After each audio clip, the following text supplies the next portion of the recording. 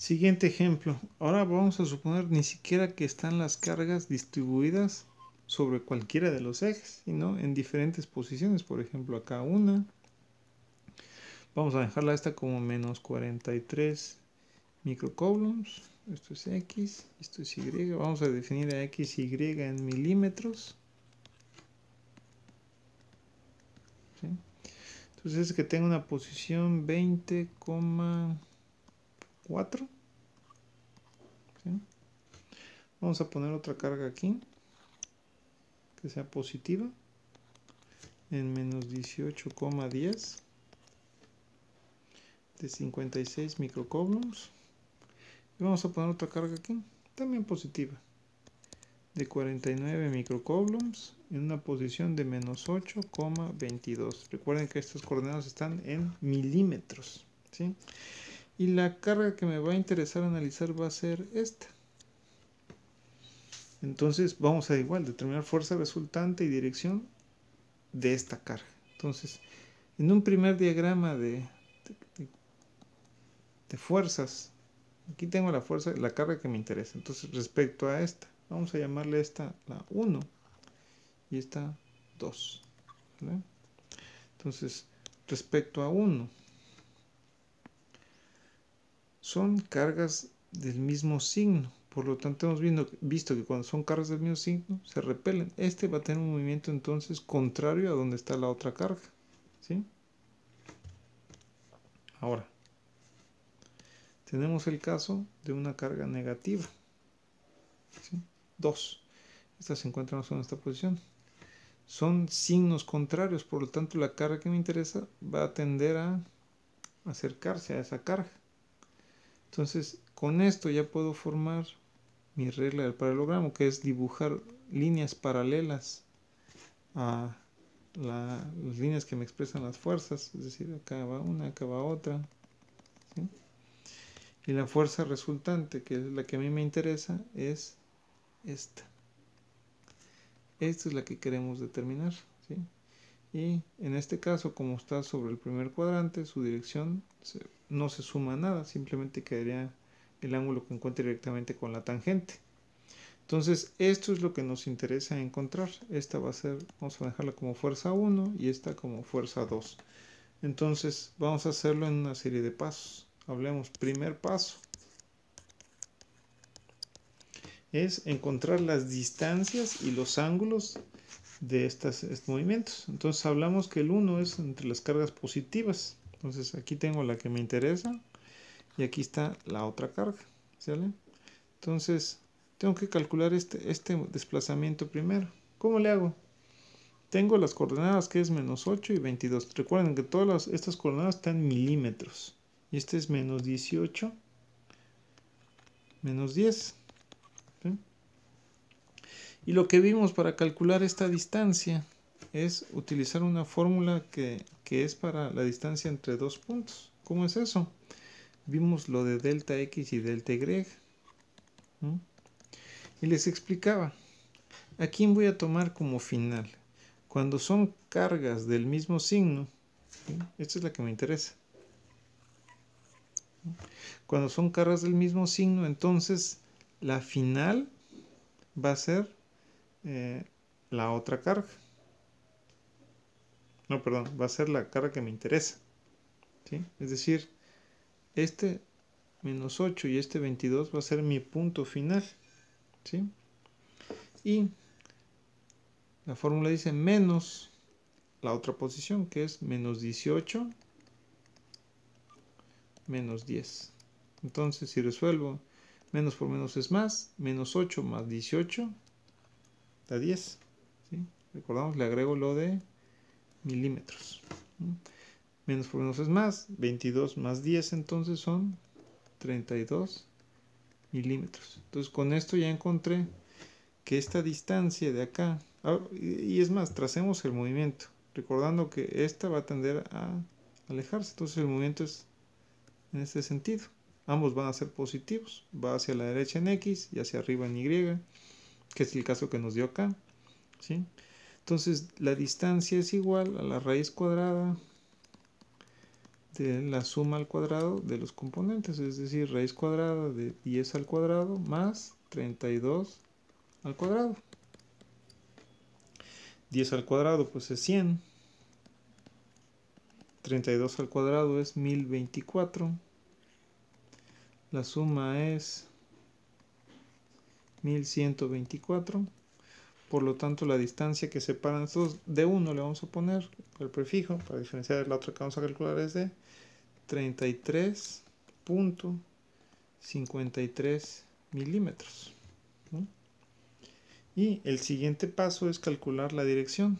Como ambos son positivos, no les voy a tener que sumar nada y es simplemente la tangente inversa de la componente en y, que es 32, sobre la componente en x, que es 10, es decir, tangente inversa de 3.2. Y eso nos da 72.65 grados. Y este es el par de datos que vamos a estar utilizando más adelante. Como primer paso entonces es cálculo de distancia y dirección. Y esto es para la primera carga, ¿sí? El otro par es, tengo la que a mí me interesa, ¿sí? Y la negativa está por acá. Entonces igual, necesito las componentes. Las coordenadas es menos 8,22. Esta sigue siendo la misma, ¿no? La negativa es 20,4. Pero ahora son cargas diferentes. Entonces el movimiento tiende a ser hacia allá. Por lo tanto, esta va a ser la final. Entonces, como queda delta x, y esta es la final, es 20. Y delta y, esta es 4. ¿Sí? Menos la otra que es menos 8, 22. Entonces, menos por menos más, esto nos da 28 milímetros. ¿Sí? 4 menos 22 es menos 18 milímetros. Ya calculamos las dos deltas, es decir, delta x y delta y.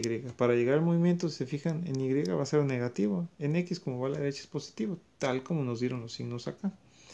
Entonces calculamos la distancia, en este caso 2, que es esta.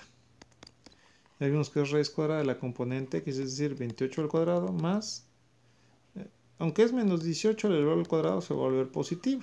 28 al cuadrado son 784. Bueno, se lo voy a poner, ¿no? Pero recuerden ponerlo entre paréntesis en una calculadora. Más 324. Eso nos da raíz de 1108. Y quiere decir que la distancia 2 es de 33.29 milímetros. Ahora veamos el ángulo. Negativo en y y positivo en x. Quiere decir que al ángulo yo le tengo que sumar 360 grados. Entonces, más la tangente inversa de la componente en y, que es menos 18 sobre 28. Si calculan tangente inversa de menos 18 entre 28, les va a dar menos 32.73 grados. Es decir, el ángulo 2 va a ser 327.26 grados. Y ya tenemos la segunda distancia con su ángulo. Entonces podemos seguir nuestros cálculos. Y pasamos a lo que definimos como segundo paso. El segundo paso es calcular las fuerzas a partir de esas distancias que encontramos. Ya sabemos que es 9 por 10 a la 9, que es la constante Coulomb. La carga que estamos analizando es de 49 microcoulombs. Es decir, 49 por 10 a la menos 6. Por el 1 definimos como que es la de 56. Y la distancia que encontramos es de 33.53 milímetros, es decir, por 10 a la menos 3 al cuadrado. ¿Sale? Entonces la multiplicación de todo esto arriba nos da 24.696 por 10 a la menos 3. Y al elevar al cuadrado 33.53 nos da 1124.26 por 10 a la menos 6. Entonces, si resolvemos la división, eso nos da 21.97. El exponente va a ser a la 3, por lo tanto son kilonewtons. Eso es la fuerza 1. Para el otro caso igual, 49 por 10 a la menos 6. La otra fuerza es de menos 43 por 10 a la menos 6. Y la distancia que encontramos de separación es de 33.29 milímetros, es decir, por 10 a la menos 3, pero al cuadrado. Igual, si resolvemos la multiplicación, 9,49 menos 43 nos da menos 18.963 no, sin punto, por 10 a la menos 3. 33.29 al cuadrado es 1108.22 por 10 a la menos 6. Y al hacer la división nos queda una fuerza 2 de menos 17.11 kilonewtons. Solo cabe recordar que el signo más nos indica repulsión y el signo menos nos indica fuerza de atracción. ¿Vale? Pero no nos va a servir para el caso de las direcciones. Ahora pasamos al tercer paso. Para el tercer paso tenemos que calcular las componentes de las fuerzas tanto en X como en Y, y esto es tomando en cuenta el valor absoluto, es decir, no nos va a importar si es positivo o negativo, simplemente vamos a tomarlo como positivos por coseno y seno del ángulo. Entonces la fuerza 1 es de 21.97, igual el kilos lo puedo agregar al final, ¿sí? No importa si era positivo o negativo. Entonces coseno y seno. ¿Cuál era el ángulo que encontramos para este caso? Es de los primeros cálculos que hicimos, es decir, el ángulo que encontramos es de 72.65 y ese es el que vamos a utilizar ahorita, 72.65. ¿Sí? Si resuelven toda esta operación, lo que nos da entonces es que la fuerza 1 en X es de 6.55 kilonewtons. La fuerza 2 nos va a dar de 20.97 kilonewtons. ¿Sí? Y esas son las componentes de F1. Ahora nos vamos con F2. ¿Cómo es esto? Básicamente, igual tenemos que encontrar la componente de X y componente Y, ya sea en valor absoluto. La fuerza en este caso nos dio menos 17.11. Entonces el valor absoluto no toma en cuenta el signo. Ahora, ¿cuál es el ángulo que vamos a usar? Lo calculamos previamente y nos dio 327.26. Ese es el ángulo que vamos a usar acá. 327.26.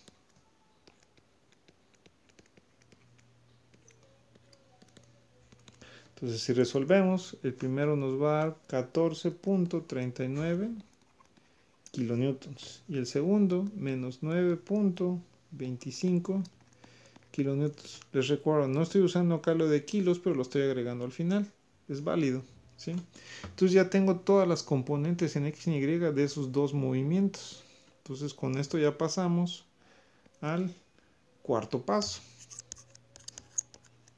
¿Qué cosa es el cuarto paso? La sumatoria de las fuerzas. Como solo tenemos dos, en este caso sería Fx1 más Fx2. ¿Cuánto encontramos que vale Fx1? Esa vale 6.55 kilonewtons. Como ambas van a ser en kilonewtons, no lo voy a poner. Lo pongo hasta el final. Y la otra nos dio 14.39. ¿Sí? Quiere decir que la sumatoria de estos dos nos da 20.94 kilonewtons. Eso es la componente en X. Componente en Y. Igual, sumatoria de los componentes. ¿Sí? Es decir, 20.97 más, que en este caso realmente es menos 9.25. Entonces, de ser una suma, se vuelve una resta. En este caso nos da 11.72 kilonewtons. Aquí hay un paso importante. Si analizan, ambas nos dieron positivo.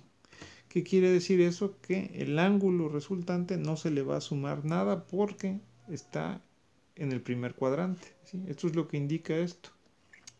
Que está en el primer cuadrante. donde tanto X es positivo como Y es positivo, ¿sí? Entonces nos pasamos al quinto paso, ¿sí? ¿Qué cosa es el quinto paso? Pues ya calcular la fuerza resultante y la dirección. La fuerza resultante, es lo que hemos visto, es la raíz cuadrada de, en este caso va a ser la sumatoria de las fuerzas en X al cuadrado más la sumatoria de las fuerzas en Y al cuadrado. ¿Cuánto nos dio la sumatoria de fuerzas en X? 20.94 kilonewtons. ¿Sale? ¿Cuánto nos dio la sumatoria de fuerzas en Y? 11.72 kilonewtons. Entonces, 20.94 al cuadrado son 438.48 más 137.36 por raíz cuadrada. La suma de estos dos nos da 575.84. Y al sacarle raíz, encontramos que la fuerza resultante es de 23.9967 kilonewtons. Esta es la fuerza resultante.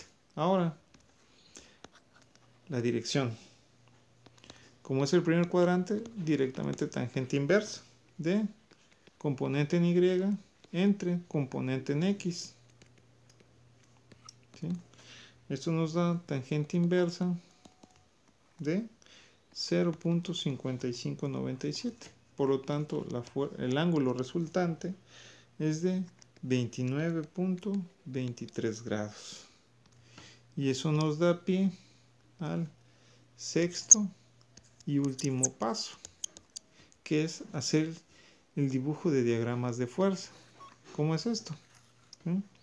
Recuerden que aquí en el centro tienen que dibujar la carga que nos interesa, ¿sí? Que en este caso es de 49 microcoulombs, ¿sí? Y empezamos a hacer el esquema. Respecto a la primera fuerza, determinamos que tenía componentes positivas, 6 y 20. Entonces quiere decir que se mueve muy poquito en X, pero mucho en Y, ¿sí? Su magnitud es 21. La otra es, con otro color, 14 y 9. Entonces se mueve más en X, pero poco en Y. Y con esto, otra vez, regla del paralelogramo, dibujando líneas paralelas, ¿sí? Y trazando una línea en donde estos se intersectan. Eso nos da cuál es la fuerza resultante, cuya magnitud encontramos que era 23.99 o bueno, kilonewtons, ¿sale? Y el ángulo que encontramos es de 29.23 grados. Este que puse en amarillo es la fuerza 2, ¿sí? Es decir, la que encontramos como menos 17.11. ¿Sí? Y la que dibujé en color cian es la que encontramos como 21.97 kilonewtons. Y este es el diagrama de fuerzas que expresa cómo la carga de 49 microcoulombs se ve afectada por las otras dos cargas.